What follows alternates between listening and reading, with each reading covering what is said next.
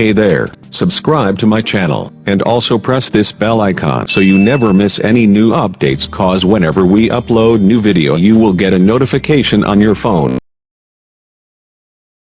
You will hear a conversation between an international student and the accommodation department. You have 30 seconds to look at questions 1 to 3.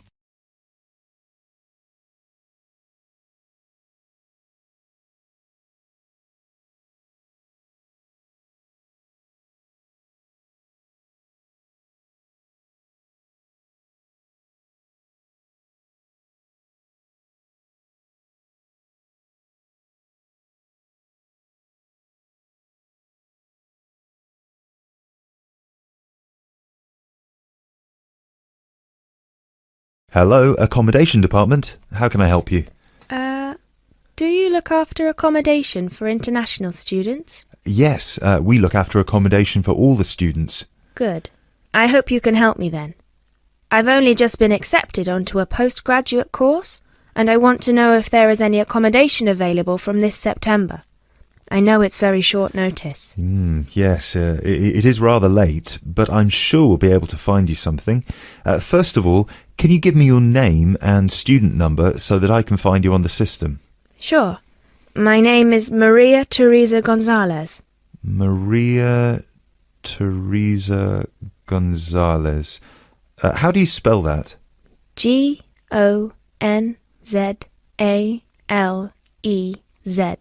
Thank you. Got it. And your student number, please? SHU 300715PG. SHU 300715PG. Ah, here you are. Department of Modern Languages. Yes, that's me.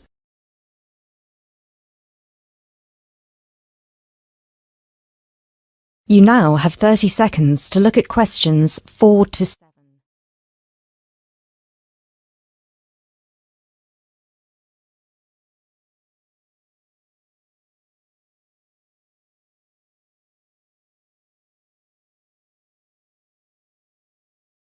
Okay, now there are several options for postgraduate students. Firstly, there is the Trigon. This is a new block near to the station and not far from the main campus. Accommodation is what we call cluster accommodation. What does that mean? There's a small group of rooms, usually 6, each with its own bathroom clustered around a lounge kitchen area which is shared. Oh, I see. That sounds good. They are very popular. The price for these is £99 per week, and we do have some availability left.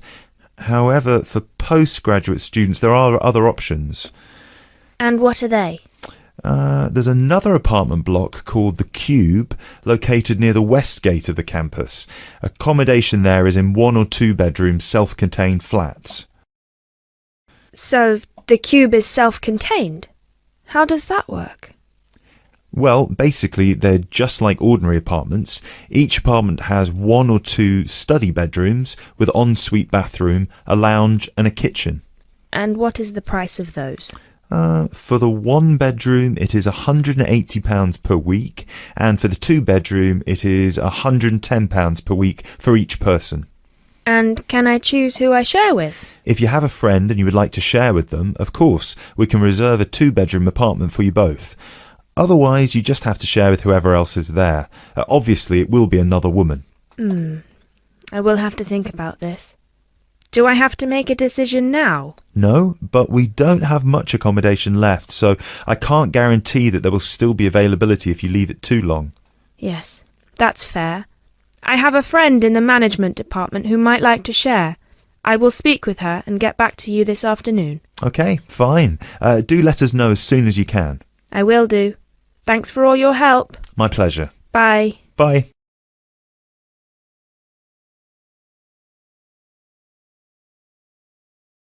That is the end of part 1. You now have half a minute to check your answers.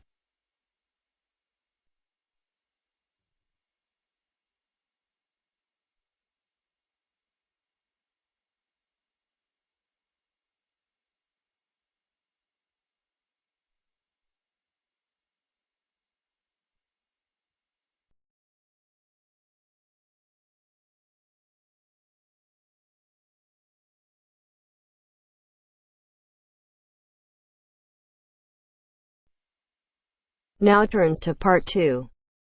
Part 2. You'll hear someone talking to a group of university students. First, you have some time to look at questions 11 to 17.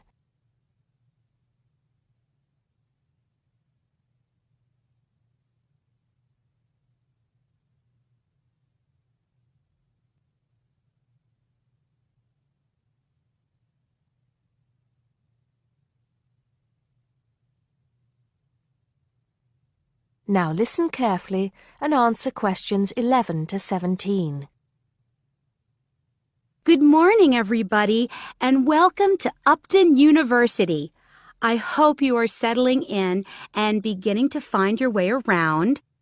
I know how confusing it can be when you start life at university, and that's why we have Freshers Week to help you find your feet. Before I go any further, I should perhaps introduce myself.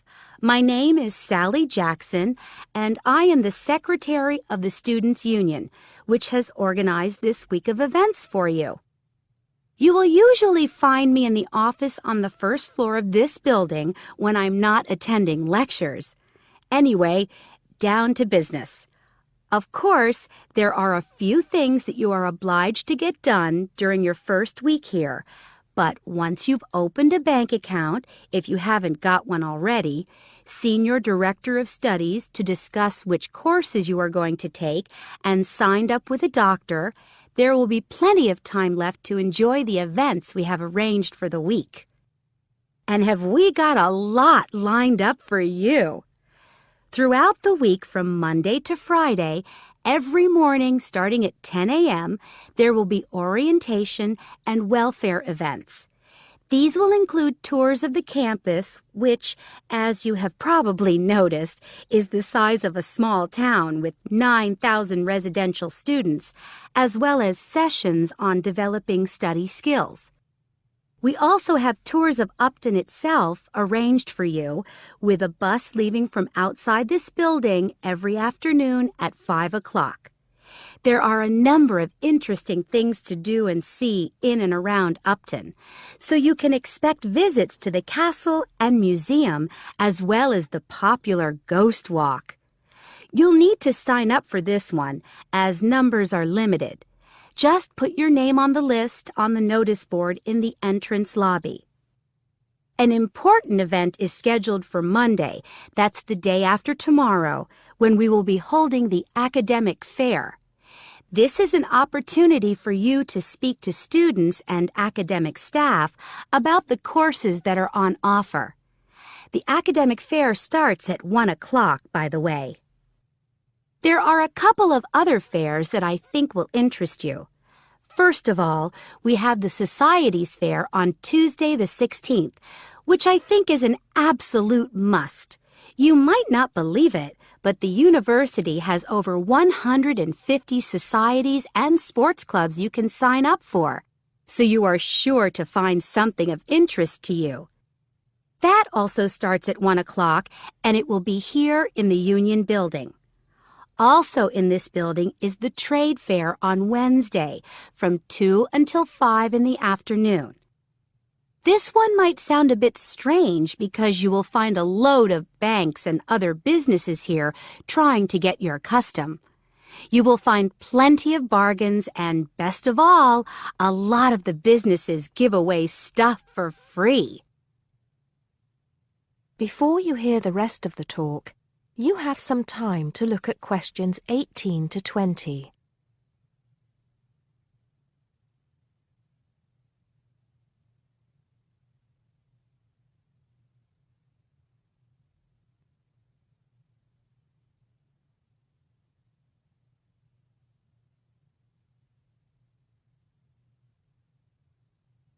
Now listen and answer questions 18 to 20. We've also got a great entertainment program lined up for you, starting tonight with our welcoming party.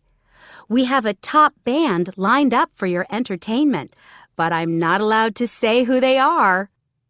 All I can say is that I am sure you will not be disappointed.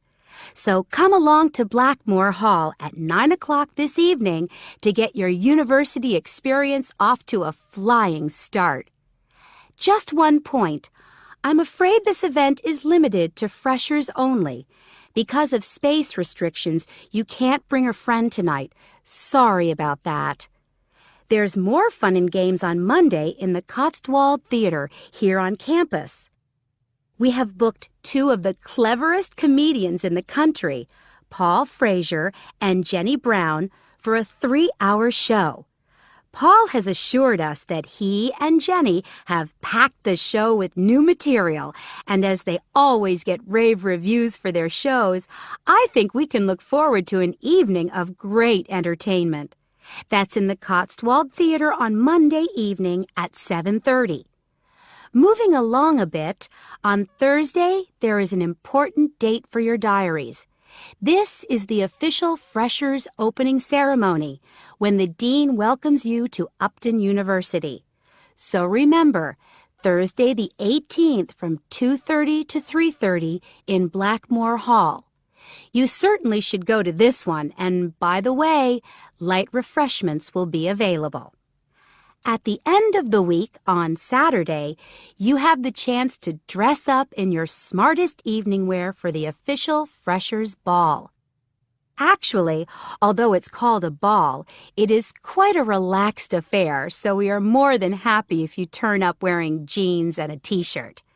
The important thing is to relax and enjoy yourselves. Time and place are the same as for this evening's party. Blackmore Hall from 9 in the evening to 3 o'clock in the morning. Right. I think I've covered the most important and exciting events we have lined up for you, but there will be plenty of other things going on throughout the week, so remember to check the notice board in the entrance lobby regularly. Enjoy the rest of the day, and I look forward to meeting as many of you as possible this evening at the welcoming party. That is the end of part 2. You now have half a minute to check your answers.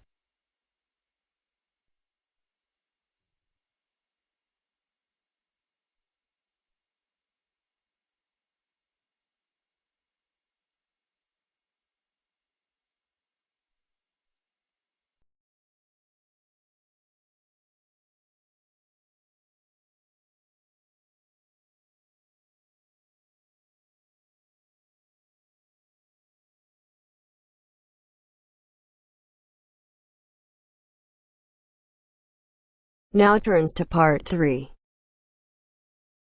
Part 3. You will hear a student, Alex, asking his tutor for advice about essay writing. You now have 30 seconds to read questions 21 to 27.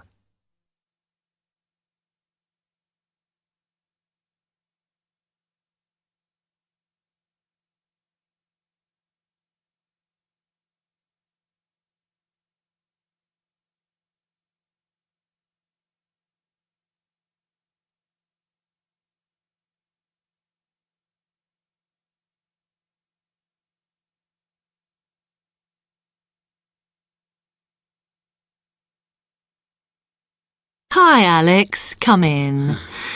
I gather you wanted some help with writing essays. Yes, I'm finding this first term difficult, and I'm worried about the assignments we have to do for January. Well, let me see if I can help. You shouldn't panic about it, because essay writing is a very straightforward process, really. What it involves is organising the information that you want to include. You shouldn't have more than you can easily manage within the word count. Make sure you haven't got too much or anything irrelevant. You need to look at that and work out what you need and what you don't need before you start. And then you just have to think about how you're going to put forward your argument. Oh, that sounds very straightforward when you put it like that. But I'm worried I haven't got the necessary skills for writing an effective essay, because English is my second language. Well, perhaps you misunderstand the skills you need. You need to be able to analyze your data, and then I would say the skills of interpretation and expressing yourself are important. Perhaps it's this last one that bothers you, but the more essays you write, the more you will develop these skills. Yes, and I don't quite know how to improve at that. Though, as you say, I know practice will help. And I need to make sure I've got everything ready before I start. Yes. What is vital to good essay writing is preparation. So make sure you build in enough time to do the research you need. Are there any other sources I can use to help me with essays? Yes. You should go to the library and look through the reference section, because there are books that focus on the style we use in academic writing, and those will help you a lot. The other thing that you should think about is what happens when you've actually written your essay. Too many students just complete their work and hand it in, whereas what you should be doing is making sure that you edit it as thoroughly as possible. Oh, yes, that's a good idea. Then I'd pick up any mistakes and also see if it reads logically. Exactly. The other thing is, again, what a lot of students do is get their essays back, look at the marks, then just file it away.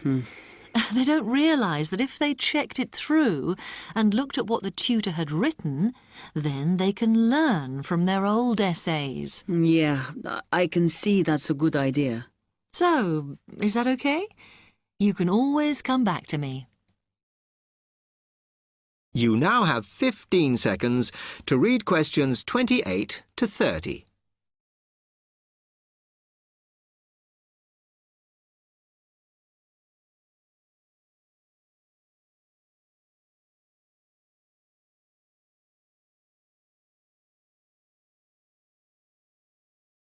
Actually, there were a couple of other things I wanted to ask you about essay writing. I had a few thoughts of my own about what I should do, such as really taking good notes when I'm reading, because that helps, doesn't it? I think it improves your knowledge rather than your actual writing. But one tip I can give you is to try and not read too much. Otherwise, you end up including irrelevant material in your essay. Remember to stay on task. Yes. Sometimes I have problems interpreting the questions correctly, or the whole question seems overwhelming to me. What I try to do is highlight the key parts and divide it into smaller chunks so I can manage it. Well, you might find it useful to break it down even further by making sure you understand all the words perfectly before you start. Things like assess or comment and such like. Yes, I see. Sometimes, after an objective analysis, the question actually asks you for a subjective opinion, but you must remember to support your arguments if that's the case. One final comment I can make is about using your own words. You must try to do this as far as possible. You're expected to summarise what you've read, not just string together a list of quotations. In fact, you shouldn't have too many. Just use them where it's really important. Okay, thanks. Do you read other students' essays when you've finished? No. Why? Is that a good idea? Well, you can confuse each other, so I'd advise against it. But it's up to you. Okay. Thanks very much for your time.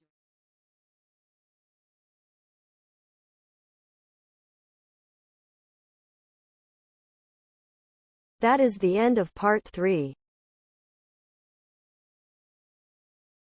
You now have half a minute to check your answers.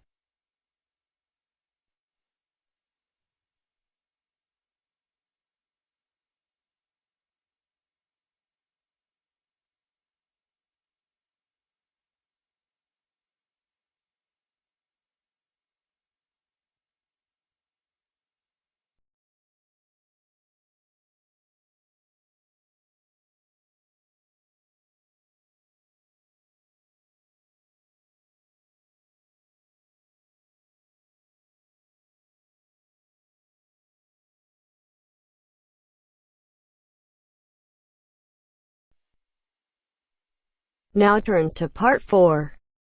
Part 4. You are going to hear a talk given by Jim Allen. He is going to share some of his findings of his research. Now you have some time to look at questions 31 to 40.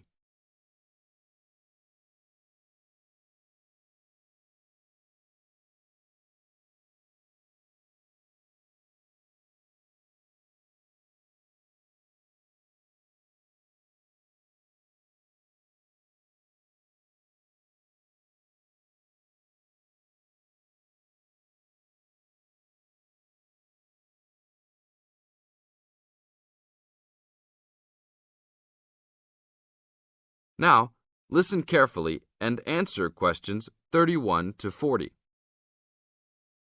Good morning. Today we'll be hearing from Jim Allen, who will be sharing some of the findings of his research project from last term.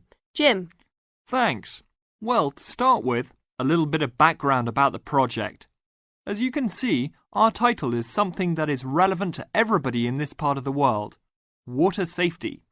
These days, there's a lot more to water safety because of the increasing number and range of boats and other things people use on public waterways. I'd become interested through reports on radio about the number of incidents involving small powerboats and individual watercraft such as jet skis. It seemed to me that because these craft were essentially recreational and didn't require licenses to use, there was very little opportunity to influence the users towards being safety conscious. So, I decided to make this the focus of the project. For the research, we mainly relied upon talking to people, asking them questions in preference to using a written questionnaire. We interviewed a wide range of people at a number of popular swimming locations over 2 consecutive weekends and asked them what they'd observed or experienced themselves. The respondents were both male and female, but the men were just slightly in the majority. We were pleased with their willingness to talk about the subject, and all told, interviewed 145 people over the 2 weekends. So, what were the findings? As you can see, 86% of people reported having had some type of problem. A surprisingly large percentage, 27%, commented that they had found it necessary to shout at an offending powerboat, but the main type of problem was the deafening sound that some of the boats made. On occasions, this led to swimmers deciding to move to another location. So what strategies did people adopt to ensure their own comfort and safety? Let's have a look at the figures. First, it was noticeable that there were often distinctly different answers between men and women. It was mainly the women, for example, who said they should try to choose places where boats couldn't go, whereas it was usually the men who said you shouldn't have to move if you were there first, so you should shout at them if necessary.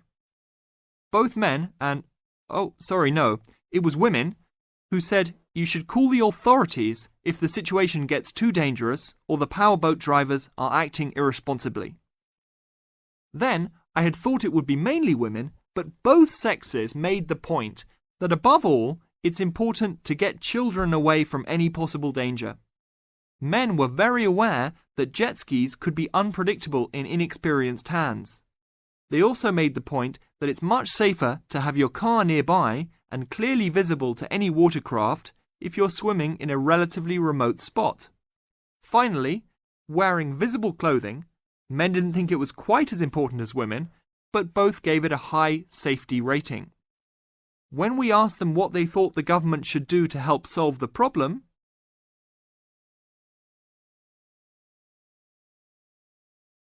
That is the end of Part 4. You now have half a minute to check your answers.